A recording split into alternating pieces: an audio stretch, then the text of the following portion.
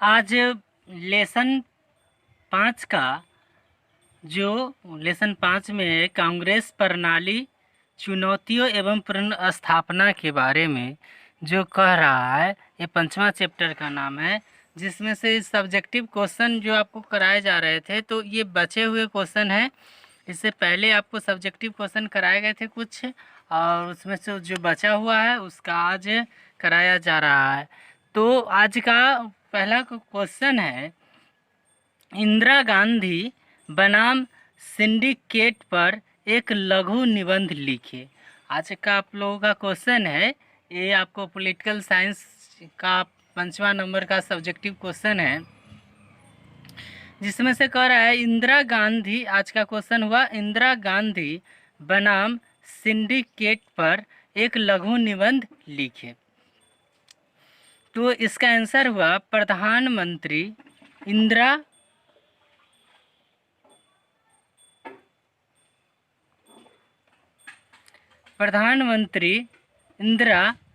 गांधी को असली चुनौती खुद अपनी पार्टी के भीतर से मिली। कहने का तात्पर्य था कि प्रधानमंत्री को जो असली चुनौती थी वो विपक्ष से नहीं, वो वहाँ अपनी पार्टी की जब बंटवारा होने वाली थी तब वहाँ पे मिली। कांग्रेस में सिंडिकेट के प्रभावशाली एवं ताकतवर नेता थे जो उनकी नीतियों को प्रभावित करते थे। कहने का तात्पर्य है कि जब इंदिरा गांधी प्रधानमंत्री बने, उसका असली चुनौती उनको विपक्ष के नेता से नहीं, वो उनके खुद की अपनी पार्टी के भीतर से ही मिला। आगे कह रहा है कि कांग्रेस में सिंडिकेट के प्रभावशाली एवं ताकतवर नेता थे। जो कहने का तात्पर्य है, जिसमें एक तरफ कांग्रेस बट गया था 2 भागों में, तो एक तरफ के सिंडिकेट कहलाया और दूसरे तरफ से ये इंदिरा गांधी जी खुद थे। तो कह रहा है कि कांग्रेस में सिंडिकेट के प्रभावशाली एवं ताकतवर नेता थे जो उनकी नीतियों को प्रभावित करते थे। उल्लेखनीय है कि लाल बहादुर शास्त्री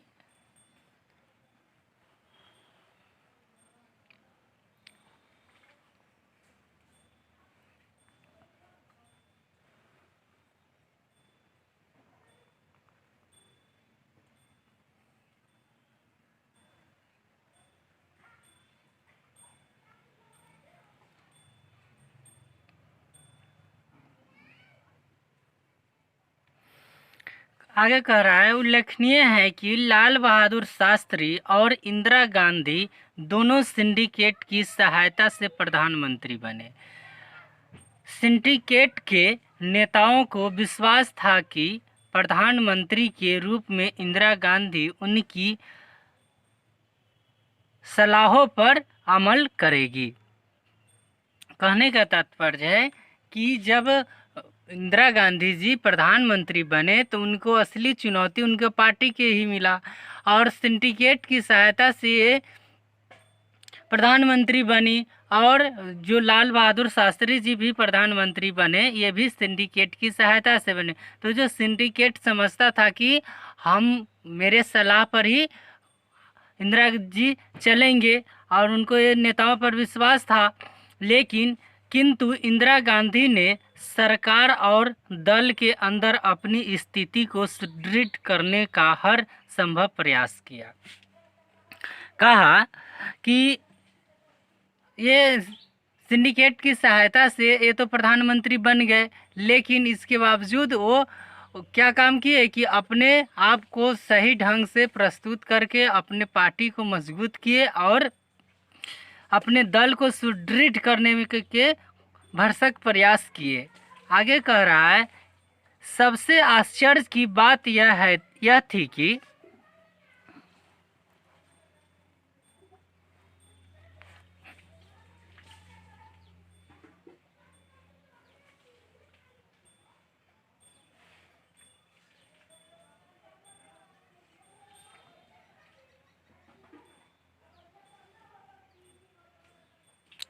कह रहा है सबसे आश्चर्य की बात यह थी कि उन्होंने अपनी सलाहकारों और विश्वस्तरों के समूह में पार्टी के बाहर के लोगों को रखा।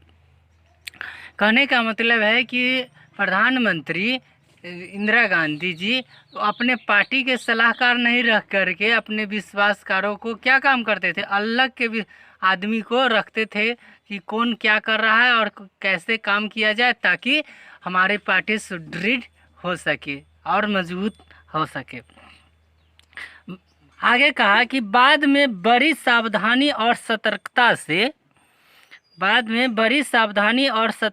से उन्होंने सिंडिकेट के नेताओं को हाशिए पर खड़ा कर दिया और कहा कि बाद में बड़ी सावधानी और सतर्कता से उन्होंने सिंडिकेट के नेताओं को हाशिए पर, मतलब उसी पर इल्ज़ाम लगवा करके और हाशिए पर खड़ा कर दिए। तब आगे कह रहा है कि इंदिरा गांधी के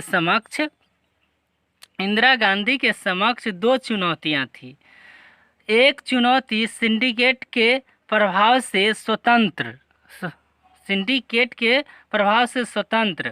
आगे कह रहा है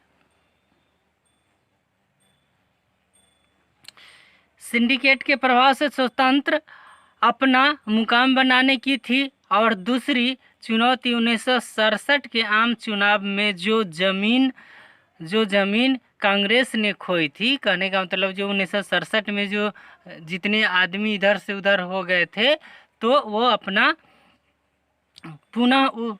उसे पुनः प्राप्त करने की थी। तो वो अपना पुनः प्राप्त करने के लिए, अपनी खोई हुई प्रतिष्ठा को पुनः प्राप्त करने के लिए ये अपना पूरे पार्टी को सुदृढ़ करने लगे। आगे कह रहा इन दोनों चुनौतियों पर, आगे इसके आगे भी है, और इन दोनों चुनौतियों पर विजय पाने के लिए इंदिरा गांधी ने असाधारण साहसिक रणनीति अपनाई। कहने का तात्पर्य है जी ये जो दोनों चुनौती थी तो उसको प्राप्त करने के लिए क्या किए, असाधारण साहसिक, मतलब कि बहुत बड़े जिम्मेदारी के साथ ये रणनीति अपनाई। एक मामूली सत्ता संघर्ष को विचारधात्मक संघर्ष में बदलकर उन्होंने सरकार की नीतियों को वामपंथी रंग देने के लिए अनेक कदम उठाए। कहने का तात्पर्य है कि इस विचारात्मक संघर्ष में अपने आप को बदलकर सरकार की नीतियों को वामपंथी जैसे नीति अपनाती थी, ठीक उसी का रंग देने के लिए अपना कदम उठाया। उनके प्रभाव को चलते ही मई 1967 में कांग्रेस कार्य समिति ने 10 सूत्री कार्यक्रम अपनाकर बैंकों पर सामाजिक नियंत्रण, आम बीमा के राष्ट्रीयकरण, शहरी संपदा और आर्ज के परिसीमन, खाद्यान्न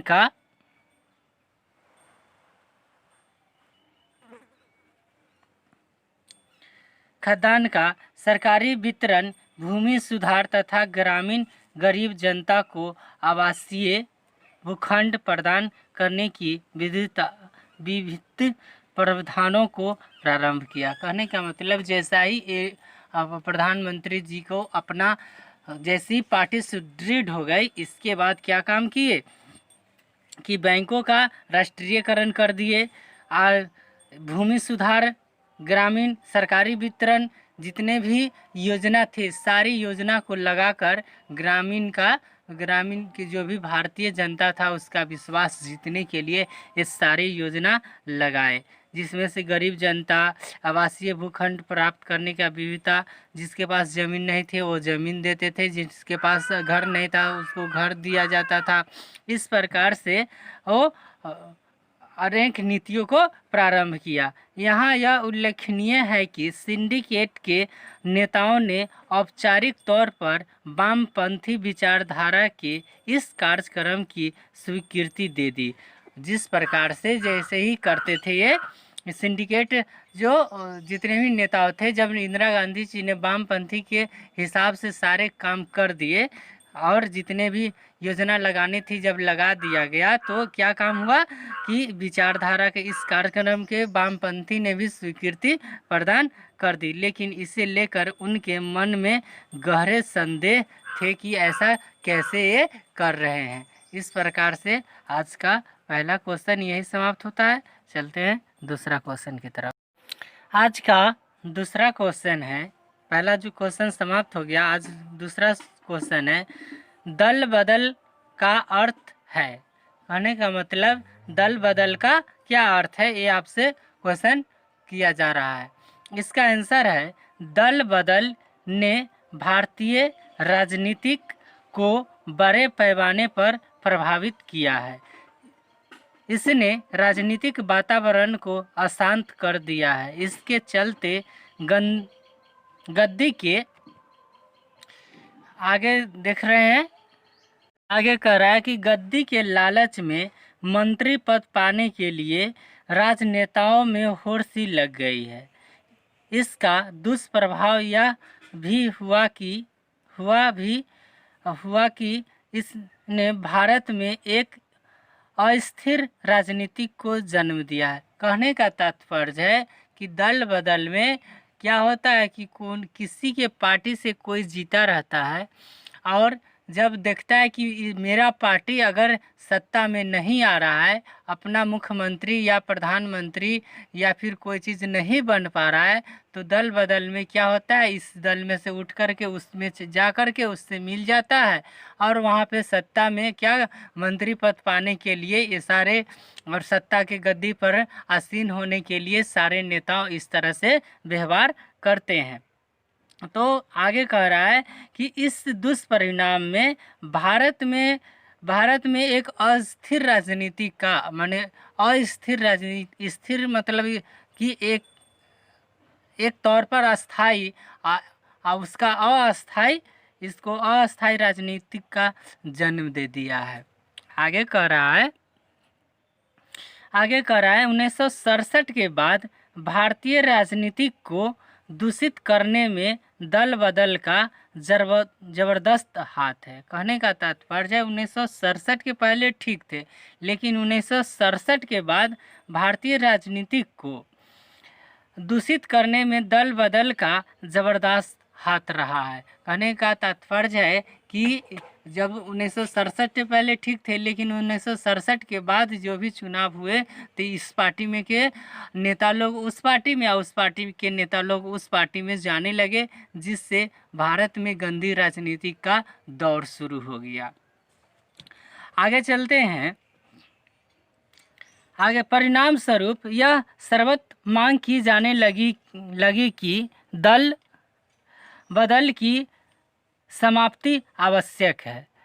कहने का तात्पर्य है कि परिणाम स्वरूप जब ऐसा होने लगा तो यहाँ पे सर्वत्र मांग होने लगा, सभी जगह ये मांग करने लगा कि दल बदल कानून को खत्म कर दिया जाए, समाप्त कर दिया जाए।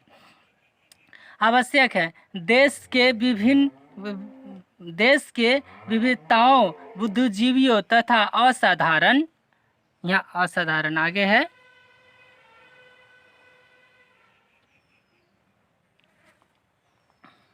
असाधारण ने एक स्वर में इसका विरोध किया और जो भी बुद्धिजीवी थे और विविधताओं के नेता थे वो इसका विरोध करने लगे कि इसको समाप्त नहीं किया जाए और इसको दल बदल का रहने दिया जाए। इसके आगे कह रहा है कि देश की राजनीति पर इसके भयंकर परिणामों को देखकर गृह मंत्री वाई चौहान ने कहा था कि जब तक आया राम गया राम राजनीतिक में रहेगा तब तक सरकार में अस्थिरता नहीं आ सकती है। कहने का मतलब है जो उस वक्त के गृह मंत्री थे वाई चौहान ने कहा था कि जब तक आया राम, मतलब कि जब तक आपके दल में बना हुआ है तब तक गया राम, जब चला गया तो ऐसी राजनीतिक जब तक के रहेगा तब तक के सरकार में अस्थिरता सरकार में स्थिरता नहीं आ सकती है। अतः दल बदल रोकने के लिए प्रयास किए जाने लगे। अतः इस प्रकार से जब जो दल बदल होता था और सरकार अस्थिर हो जाता था, तो जिसे कि हम मान के चलिए कि अब किसी को विधायक है मंत्री नहीं बना, या सांसद है वह उसको मंत्री नहीं बनाया गया, तो इस प्रकार से उसके में से हट करके उसमें विरोध कर किया, क्योंकि हमको मंत्री पद चाहिए, इसलिए विरोध कर देता था। तो यहाँ कहा कि वाई चौहान ने कहे थे कि जब तक आप में आया राम और जब तक के गया राम, कि मतलब कि जब तक कि आपके दल में है और जब आपके दल में से चला गया, ऐसी स्थिति में स्थिर सरकार नहीं बन सकती है। आगे कह रहा है दल बदल रोकने के प्रयास किए जाने लगे। इस प्रकार से आगे दल बदल को रोकने का प्रयास किया जाने लगा। 26 सितंबर 1979 को सर्वप्रथम जम्मू कश्मीर की विधानसभाओं ने दल बदल, आगे भी है, दल बदल विरोधी विधेयक पारित किया, जिसके अंतर्गत यह कहा गया कि यदि कोई विधायक अपने दल को इस्तीफा दे देता है तो विधानसभा की उसकी सदस्यता समाप्त हो जाएगी। कहने का तात्पर्य है कि ऐसे दल विरोधी कानून लाने के लिए सबसे पहले जम्मू कश्मीर में एक विधेयक पारित किया गया, जिसमें यह कहा गया कि कोई विधायक अपने दल से अगर इस्तीफा देता है तो उसकी सदस्यता विधानसभा से समाप्त हो जाएगी, उसका विधायक जो रहना है वो निष्क्रिय हो जाएगा, वहाँ फिर से चुनाव होगा। ये पहली बार कौन लगाया था? जम्मू कश्मीर जो राज्य है वहाँ लगा था। तो ये आपका दूसरा क्वेश्चन समाप्त हुए।